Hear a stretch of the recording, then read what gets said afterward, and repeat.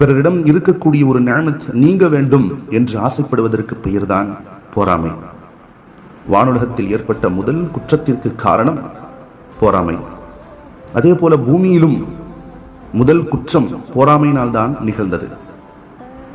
ஆம், ஆதம் அலைஹிஸ்ஸலாம் அவர்களுக்கு மலக்குமார்களை சுஜூது செய்யும்படி அல்லாஹ் சொன்னபோது தனக்கு கிடைக்காத அந்தஸ்து உயர்வு ஆதம் நபிக்கு கிடைத்து விட்டது என்று அவர் மீது இப்லீஸ் பொறாமை கொண்டான்.